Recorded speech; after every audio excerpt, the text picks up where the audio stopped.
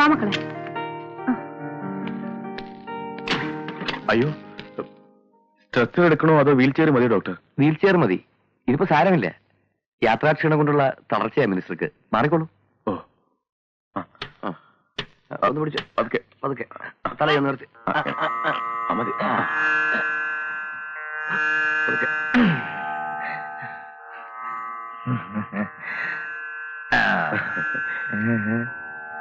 സൂക്ഷിച്ച്. എന്റെ പൊന്നെ പിടിച്ചോണേ, സൂക്ഷിച്ചിറക്കണേ. ഒന്നും പറ്റില്ല ചേച്ചി, ഞങ്ങൾ പിടിച്ചിട്ടുണ്ട്. ധൈര്യമായിട്ടിരിക്കേ.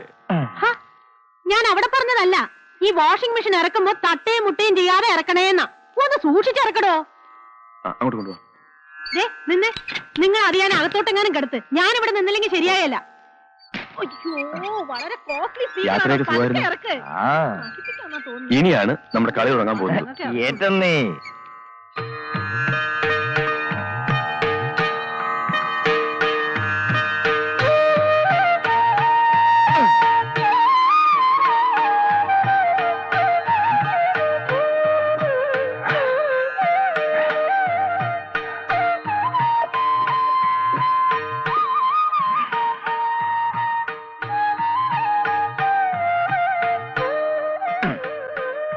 മുഖ്യമന്ത്രി ചികിത്സയ്ക്ക് പോയപ്പോഴും വന്നപ്പോഴും ഒക്കെ എത്രയാളാ എയർപോർട്ടിൽ കൂടിയത് യാത്ര അയക്കാനും സ്വീകരിക്കാനും ഒക്കെ.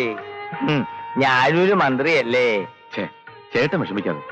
എന്നാലും ഞാൻ വന്നിറങ്ങിയപ്പോ ഒരു പട്ടി പോലും വന്നില്ല എന്നെ സ്വീകരിക്കാൻ. അതിന് ഞങ്ങൾ വന്നില്ല ചേട്ടാ. അതുപോലെ ഞാൻ നിങ്ങളുടെ കാര്യമല്ല പറഞ്ഞത്, മറ്റേ ഗ്രൂപ്പിലെ പട്ടികളുടെ കാര്യമാണ് ഞാൻ പറഞ്ഞത്. ചേട്ടാ, ഇത്രയൊക്കെ ആയ സ്ഥിതിക്ക് ഇനി മുഖ്യനുമായിട്ട് നമ്മൾ ഒത്തുപോകുന്ന യാതൊരു പ്രശ്നമില്ല. ഇല്ല, ഒരു 6-7 MLA ഒരു കാലം അപ്പുറത്തും ഒരു കാലം ഇപ്പുറത്തുമായിട്ട് നിൽക്കുക.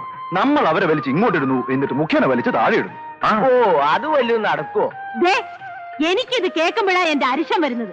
2 കൈയും കൂട്ടിപ്പിടിച്ച് ഉച്ചിക്കൊറണം തന്നാലുണ്ടല്ലോ. ഞാനെന്ത് തീർന്നു? അത്ര തന്നെ. തമാശ കളിയുടെ പൊന്നി ചേട്ടാ. ഇനിയിപ്പോ ഗോവിന്ദമേനോനെ ഇറക്കിയിട്ട് പകരം ചേട്ടനെ മുഖ്യമന്ത്രി ആക്കുന്നത് വരെ ഫൈറ്റ് ചെയ്യാന് ഞങ്ങളുടെ തീരുമാനം. ഫൈറ്റ് ചെയ്യാനുള്ള ആരോഗ്യം എനിക്കില്ല. ഫൈറ്റ് ചെയ്യാൻ എന്തിനാ ആരോഗ്യം? അതിന് ചേച്ചിയില്ലേ കൂടെ? പിന്നെ ഞങ്ങളൊക്കെ ഉണ്ടല്ലോ. അയ്യോ, എനിക്ക് വയ്യ. നിങ്ങൾക്ക് ഇത്രയല്ലേ പറ്റിയുള്ളൂ മനുഷ്യ. ചികിത്സയും കഴിഞ്ഞ് വന്നപ്പോ ഒടിഞ്ഞു മടങ്ങിയിരുന്ന ഗോവിന്ദമേനോൻ ഇപ്പൊ പയറ് പോലെയാ ഓടിപ്പാഞ്ഞ് നടക്കുന്നത്. അതെ, ചുമ്മാതല്ല. അങ്ങേര് 4 നേരം നീന്തിട്ടാ. അങ്ങേര് നീന്തിട്ടാണെങ്കിൽ ഇങ്ങേരും നീന്തും. അയ്യോ,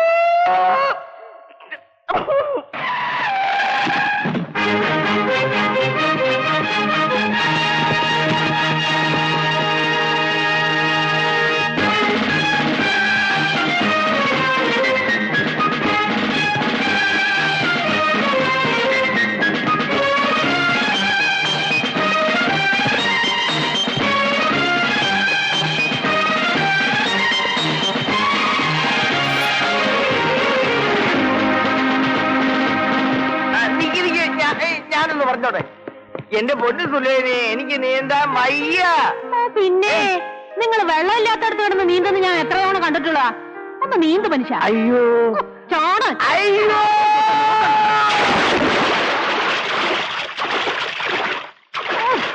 അവിടെ കിടന്ന് പടയ്ക്കാതെ നീന്തു മനുഷ്യ. അങ്ങനെ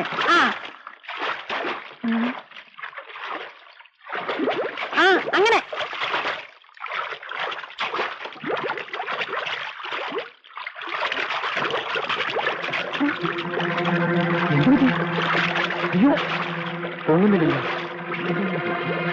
പിറ്റേസ് ഒന്ന് ഇറങ്ങി നോക്കണം. എന്ത് പറ്റിയെന്ന് അറിയില്ല. നോക്കിരിക്കാതെ ചാടോ. അങ്ങനെയാണ് അങ്ങേരെ രക്ഷിക്കണേ. അയ്യോ, എന്ത് പറ്റി ചേട്ടന്? അയ്യോ,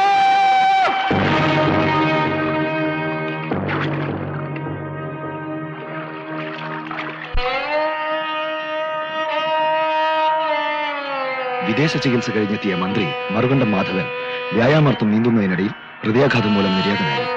മന്ത്രിയുടെ മരണത്തെ തുടർന്ന് ഭൂരിപക്ഷം നഷ്ടപ്പെട്ട മുഖ്യമന്ത്രിയോട് കെയർടേക്കർ ഗവൺമെന്റായി തുടരാൻ ഗവർണർ നിർദ്ദേശിച്ചു. മറുകണ്ഠം നിയോജക മണ്ഡലത്തിൽ ഉപതെരഞ്ഞെടുപ്പിനുള്ള ഏർപ്പാടുകൾ ചെയ്യാൻ ഗവൺമെന്റ് ഇലക്ഷൻ കമ്മീഷനോട് ആവശ്യപ്പെട്ടിരിക്കുന്നു. മന്ത്രിയുടെ മരണത്തിനു പിന്നിലെ ദുരൂഹ സാഹചര്യങ്ങളെക്കുറിച്ച് CBI അന്വേഷണമുണ്ടാവണമെന്ന് പ്രതിപക്ഷ നേതാവ് ആവശ്യപ്പെട്ടു.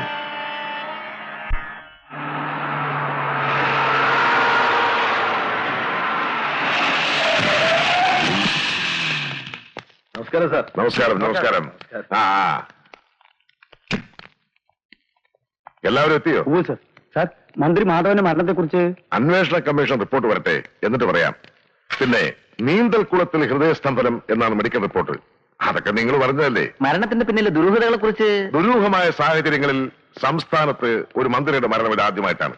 ഇതിന്റെ പിന്നിൽ ആരെങ്കിലും ഉണ്ടെന്ന് തെളിഞ്ഞാൽ കർശനമായ നടപടി ഉണ്ടാവും. സാർ, അങ്ങേക്ക് എന്തെങ്കിലും തുമ്പ് കിട്ടിയിട്ടുണ്ടോ? തുമ്പോ? അല്ല, കേസിന്റെ തുമ്പ് എന്തെങ്കിലും? തുമ്പുണ്ടോ വാളുണ്ടോ എന്നൊക്കെ മണപ്പിച്ചതൊക്കെ ഞാനെന്താ പോലീസ് പറ്റിയാ? സാർ, മന്ത്രിയുടെ മരണത്തിൽ അങ്ങേക്കും പങ്കിടുന്നൊരു സംസാരം ഉണ്ടല്ലോ. എന്തോന്ന് പങ്ക്? മരണമെന്നൊക്കെ പറഞ്ഞാൽ ഇതെന്താ പങ്കച്ചോടാണോ? താ മലയാള മലയാളമല്ലേ? അതെ. മനസ്സിലായി മനസ്സിലായി. ചുമ്മാ അതല്ല, കുളത്തിൽ കുളം തോടുന്ന ചോദ്യം. എടോ, താൻ കോട്ടയത്ത് എന്ന് തന്റെ പത്രമുതലാളെ അച്ഛനോട് പറഞ്ഞേരെ, ഈ ഗോവിന്ദമേനോൻ ശത്രുക്കളെ വെള്ളത്തിൽ മുക്കിക്കൊല്ലുന്ന ജലപ്പിശാചം പോലെന്ന്. എന്തിനാണോ അയാളിപ്പോ എന്റെ കുഴിതുകൊണ്ടാണ് ഇറങ്ങിയിരിക്കുന്നത്? ഇത്രയും കാലം ചോദിച്ചതൊക്കെ ചെയ്തു കൊടുത്തതിന്റെ പ്രത്യുപകാരമായിരിക്കും എന്നോട് ചെയ്യുന്ന ചെയ്ത്. അതല്ലേലും ഒരു ജാതി റബ്ബറിന്റെ സ്വഭാവമാ അല്ലേടോ? അങ്ങോട്ട് വേണേല അങ്ങോട്ട്, ഇങ്ങോട്ട് വേണേല ഇങ്ങോട്ട്, എങ്ങോട്ട് വേണേ വളയും.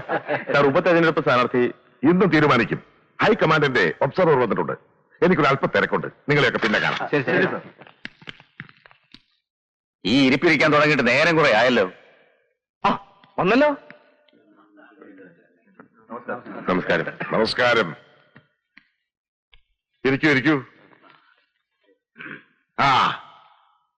എവിടം വരെയായി നിങ്ങളുടെ ചർച്ചകൾ? ഞങ്ങൾ ചില ഡിമാൻഡുകളൊക്കെ വച്ചിരുന്നു. വെച്ചിട്ടുണ്ടെങ്കിലേ വെച്ചിടത്ത് തന്നെ കാണും. അവിടെ ഇരിക്കൂ. മിസ്റ്റർ നമ്പ്യാർ സംസാരിക്കട്ടെ. 10-15 വർഷം നമ്പ്യാർ സാറിന്റെ കയ്യിൽ നിന്ന സീറ്റാണ്. ഇദ്ദേഹത്തിന് നിൽക്കാൻ പറ്റാതെ വന്നപ്പോഴാണ് മറുകണ്ഠ മാധവന് കൊടുത്തത്. കഴിഞ്ഞ തവണ നമ്പ്യാർക്ക് നിൽക്കാൻ പറ്റാഞ്ഞതേ ആരും സീറ്റ് തട്ടിപ്പറിച്ചിട്ടൊന്നുമല്ല. അഴിമതി ആരോപണത്തിന്റെ പേരിൽ മന്ത്രിസ്ഥാനം രാജിവെക്കേണ്ടി വന്ന ആളിന് ആരോപണത്തിന്റെ ചൂട് മാറുന്നതിന് മുമ്പ് പിന്നെയും സീറ്റ് കൊടുക്കണ്ടെന്ന് ഡൽഹിയിൽ നിന്ന് ഉത്തരവ് വന്നിട്ടാ. പഴയ കഥയൊന്നും പറഞ്ഞാലും മിടുക്കരാവാൻ നോക്കണ്ട. ഇപ്പൊ സീറ്റ് വീണ്ടും ഒഴിഞ്ഞ സ്ഥിതിക്ക് ക്ലെയിം നമ്പ്യാർ സാർ തന്നെയാ. ഇനി അത് തട്ടിയെടുക്കാമെന്ന് ആരും വിചാരിക്കണ്ട. ഒട്ടും സമ്മതിക്കത്തുമില്ല. അതെന്താ, സീറ്റ് നമ്പ്യാരുടെ കുത്തകയാണോ? മരിക്കുന്നതിന് മുമ്പ് എനിക്കും ഒരു തവണ മത്സരിക്കണമെന്നുണ്ട്. എനിക്കുണ്ട് ക്ലൈം. ഞാനും ഒരു തവണ അവിടെ അസംബ്ലിയിലേക്ക് മത്സരിച്ചതാ. മത്സരിച്ചിട്ടെന്താ, തോറ്റില്ലയോ? തോറ്റതല്ല, തോപ്പിച്ചതാ. ഈ ഇരിക്കുന്ന നിന്റെ ഗുരു നമ്പ്യാരാ അന്നെന്റെ കാല് വാരിയത്. കാല് വാരിയ പാടെ നിലം തൊടാതെ വീണില്ലേ? അതെ, കൃഷ്ണവിളച്ചന്റെ കാലിന് ബലമില്ലാഞ്ഞിട്ടാ. ഇപ്പോഴാണെങ്കിൽ കാലും കുഴിയിലുമായി. പോരാഞ്ഞിട്ട് അരിസസും വാദവും കാറ്ററാക്റ്റും. ഈ വയസ്സാം കാലത്ത് വല്ല പിണ്ണതൈലവും തേച്ച് കൊച്ചുമക്കളെയും കളിപ്പിച്ച് വീട്ടിലങ്ങനെ ഇരുന്നാ പോരെ? വെറുതെ മനുഷ്യനെ മെനക്കെടുത്തങ്ങോട്ട് പോരും. എടോ ജയമാല, നിന്റെ അച്ഛൻ ബട്ടർ കൊച്ചുകേശവൻ കളക്ടർ സാഹിബിന്റെ മദാമയുടെ കാല് തിരുമ്മിയും അരക്കളപ്പേരയിലെ ആട്ടുസൂപ്പിന് ഉപ്പ് നോക്കിയും സായിപ്പും കുഞ്ഞിന്റെ അപ്പിവാരി നടന്ന കാലത്ത് പഠിത്തവും പള്ളിക്കൂടവും ഉപേക്ഷിച്ച് ബ്രിട്ടീഷ് പോലീസിന് തല്ലുകൊണ്ട് ജയിലിൽ കിടന്നിട്ടുള്ളവരാ ഞാനൊരു കൃഷ്ണപിള്ളച്ചേട്ടനൊക്കെ. ഇന്ന് ബട്ടർ കൊച്ചുകേശവൻ ജീവിച്ചിരിപ്പുണ്ടെങ്കിൽ അയാളെ തലമുടി തെറിച്ചേനെ ഇതുപോലെ. അയാൾക്കും പിടിപെട്ടേനെ വാദവും അരിശസും ഒക്കെ. ഹൈക്കമാൻഡിന്റെ തീരുമാനം വല്ലതുണ്ടെങ്കിൽ പിന്നെ എന്തിനാ ഈ ചർച്ച ഇങ്ങനെ നീട്ടുന്നത്? ദേ ഇരിക്കുന്നു വർക്കിംഗ് കമ്മിറ്റി. രഹസ്യമായി ചില ഇടപാടുകളൊക്കെ ഉള്ളതല്ലേ? ചോദ്യങ്ങൾ ഇങ്ങോട്ടുമാവാം.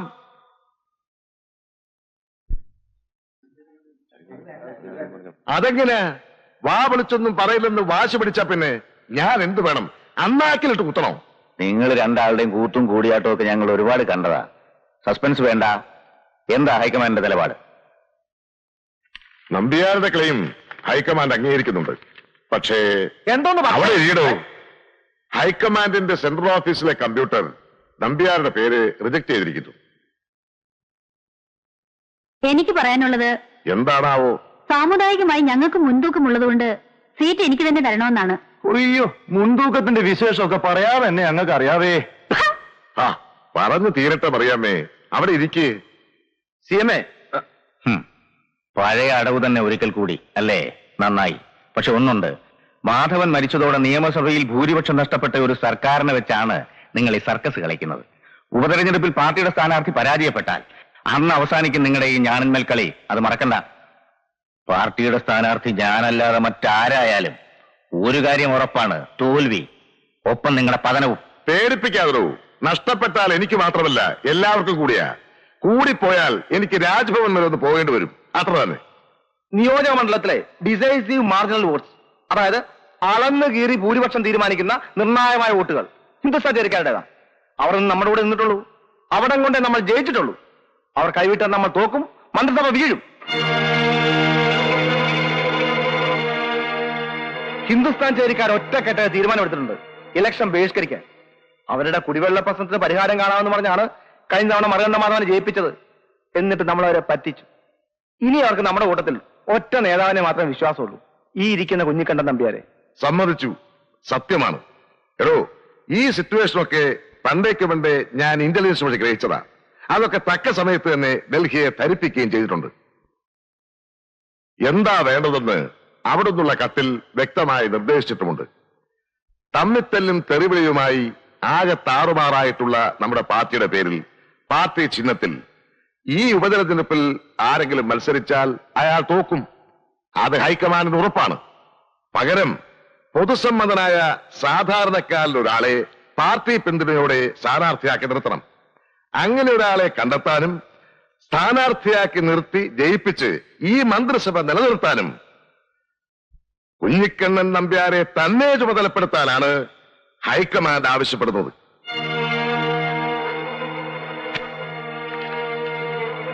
ഇത് പാർട്ടി തീരുമാനങ്ങൾ അംഗീകരിക്കുവാനും പാർട്ടിയെ ശക്തിപ്പെടുത്തുവാനും നമ്പ്യാരോട് അഭ്യർത്ഥിക്കുന്ന പാർലമെന്ററി ബോർഡിന്റെ കത്ത്. പാർട്ടിയുടെ നിർദ്ദേശം ഞാൻ അംഗീകരിക്കുന്നു. സ്ഥാനാർത്ഥി ആരാവണമെന്ന് ഞാൻ തീരുമാനിക്കും. അവനെ ജയിപ്പിക്കും. എന്നിട്ട് അവനെ മുന്നിൽ നിർത്തി ഞാൻ തിരിച്ചു കളിക്കും. നോക്കിക്കോ, അന്ന് നമ്പ്യാർക്കുമുണ്ടാകും ചില തീരുമാനങ്ങൾ. അത് നിങ്ങൾ അംഗീകരിക്കേണ്ടി വരും. നിങ്ങളെ കൊണ്ട് ഞാൻ അംഗീകരിപ്പിക്കും. നമുക്ക് കാണാം.